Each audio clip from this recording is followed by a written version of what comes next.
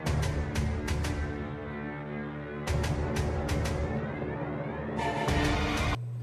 going on, people of the interwebs? It's your boy Watu representing the Duelist Club, and today we're going to be talking about something that happened a couple of days ago, and that was my first regional.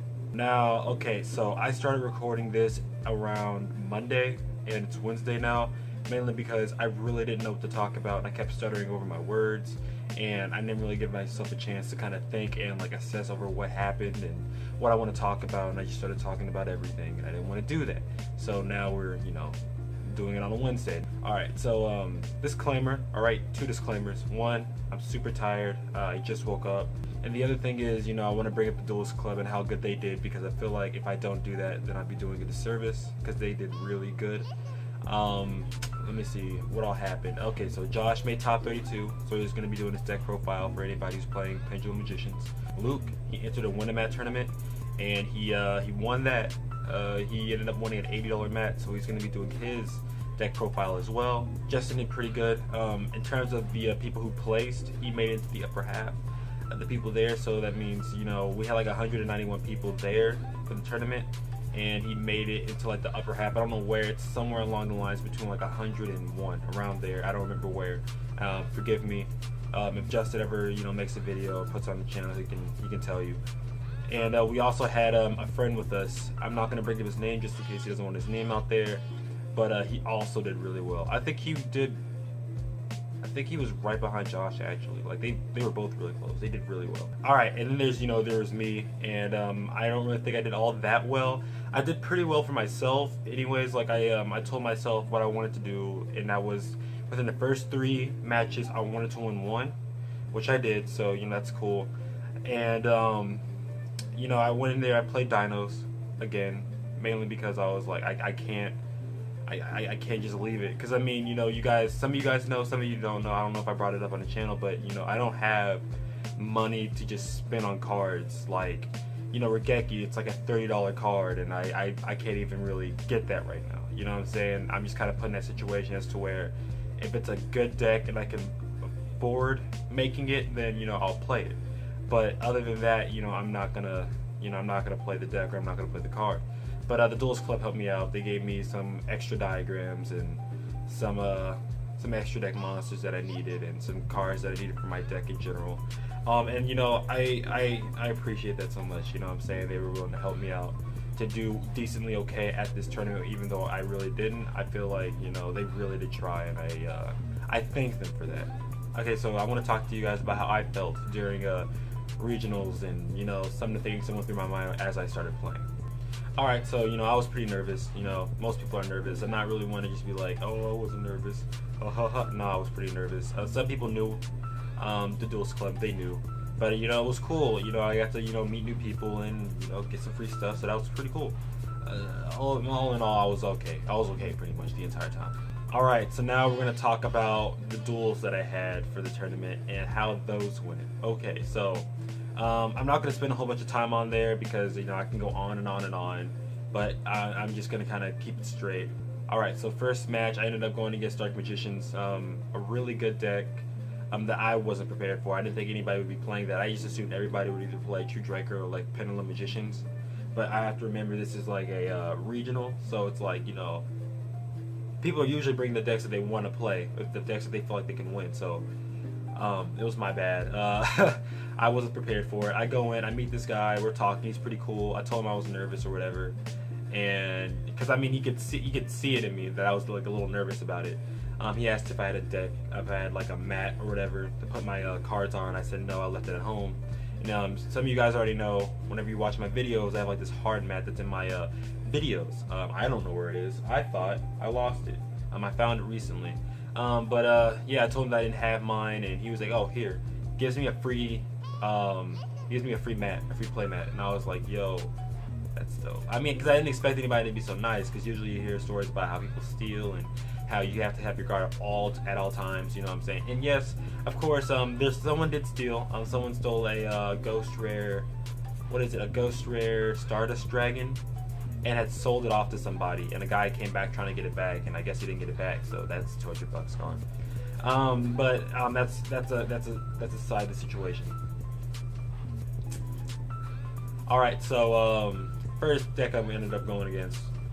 Alright, so the first deck I ended up going against was Dark Magician, I think. Dark Magician. And it was a really good deck. He ended up banishing a lot of my stuff, and that's how he ended up winning. I was real nervous. The guy had asked me if I had my playmat with me. I told him that I had left it at home. He had given me one for free, and I was pretty happy about that. And it's nothing crazy. It's like a $5 mat, maybe. Not even that, I think. But it was a roll-up mat instead of one of the hard mats that I have. So, you know, if the guy who I went against, you know, sees this, then thank you. I totally forgot your name. I'm sorry. But thank you for that. Alright, so the next deck I ended up going against was Spirals. And when I went against them, it was pretty hard. I ended up winning that one. I don't feel like I should have won, but I ended up winning. The first game, he had lost his Proxy Dragon, and I asked the judge if he can go look for it, and he said that he could, but it would result in a game loss, and he did take the game loss, and he didn't even look for it. He just took, because he said he had a copy of it in his bag, and I'm like, you shouldn't have even brought it up. But yeah, he lost. The guy was cool. Nevertheless, but yeah, he ended up putting another Proxy Dragon in, and then we played, and he beat me first, and then I beat him second. So technically that was a 2-1, even though I didn't really go against him that first time.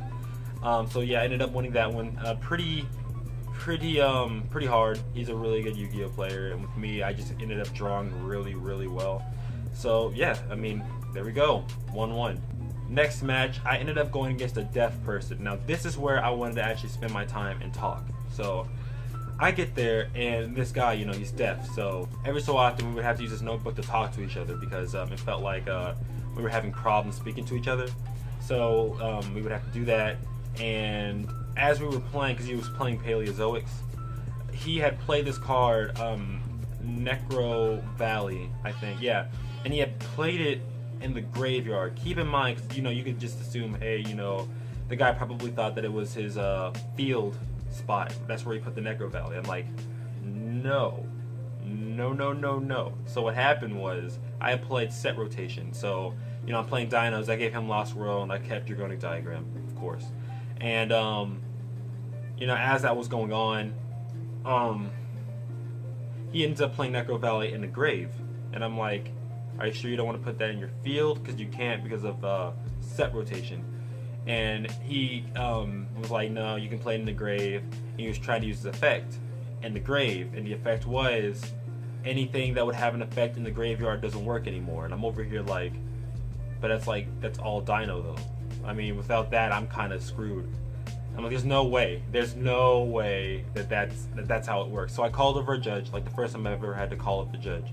And he comes over, I tell him about it, and he said, oh, you can do that. I'm like, you can play a field spell in the grave? He's like, oh, well, the effect goes off, and I mean, of course it does. And I don't know if he was trying to be sarcastic with me, but he said that, and then he walked away. And I was like, well, I mean, okay, then I guess. And then I ended up losing because of that effect. So then I go talk to another judge, and I'm like, yo, what's going on here? I told him what was going on, and he said that shouldn't have even happened. And I was kind of mad about it because I ended up losing for no reason. But you know, it was okay. I was over here like, I can't lose again. I'm 1-2. If I lose again, I'm guaranteed to not make it in the top 32. So I go, and I meet up with some of the other Duelist Club guys. We go get some Taco Bell, and we come back, and we start up our my last match, because I went 1-3, right? And I ended up going against this guy, and the guy gave me his card to his YouTube channel, right? And I was like, okay, this guy's pretty cool. We play. The dude plays Nurse Burns on me. Keep in mind, I don't have an Ash, so whatever goes on, I can't stop. I mean, I had Ghost Ogres, which means I could have gotten rid of no, it's a passive. The Nurse card or whatever, it has like a passive, so I couldn't even stop. I couldn't stop it with my Ghost Ogre, even if I wanted to. And he ended up, I remember the first time we played, he burned me out, because I went second. He burned me off my first turn. Second turn, I went first, got out, Conductor. He came out, brought that guy out. I flipped him over, so he ended up giving me like 3,000 with a gift card or whatever. And I ended up killing him with that. And then the third time, he went first, and then he killed me. So I was really heated, but I didn't want to show it. You're a pretty cool guy. I'm not gonna promote your channel yet. Maybe if we collab, I'll promote it. But if we're not gonna do that, I'm not gonna promote your channel, because that hurt my feelings. Nothing against you. It's against the deck. I've been burned before. I'm not about to Nah, no. All right, so after that, I just decided to trade around, and my boy Luke thought it would be a good idea for me to go and play for the win I'm at. And judging from what you've seen from the beginning, I didn't win. I went in and I went against this guy who played Time Lord Cyframes, and he was playing at YCS Pittsburgh. If you guys have kept up with that, I think he was the only Cyframe player there. He's black, has like a beard. I ended up trying to get a deck profile from him, but he was in the middle of a tournament, so I wanted to wait till after. But he had left before I had a chance to, so I didn't get his. You guys are still gonna get your deck profile, but just not from him. And he ended up beating me, and I was so mad. And then he told me later, he was like, Michael, I only told you to do it because I needed that free window. I wasn't mad, you know what I'm saying, because I would probably do the same thing too, knowing me. But I mean, I was kind of upset about that, not from him, but just from me just losing the entire time, because he didn't beat me, the guy beat me. Now if he would have beat me, then I would have been upset, but he didn't beat me, the guy beat me. All right, so I got beat by everybody except for one person, and it was from a fluke win.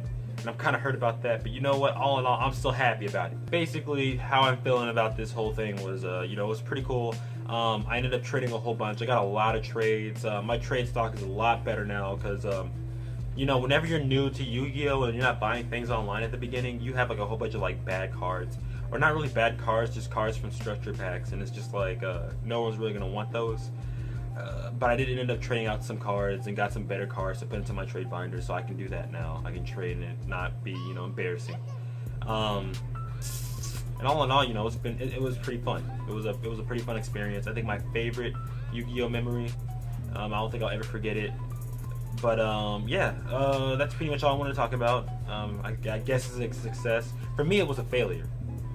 For how much I wanted to win, it was a success compared to what I wanted, because I said I wanted to at least win one with my first 3, which is what I did. So that was a success. The amount of wins I got was a failure. The club as a whole, success. Everybody's done well. Everybody had something memorable that they did. Mine being my first regional. So yeah, don't forget to like, favorite, and subscribe. We'd love a new addition to the Duels Club, and we will see you guys later.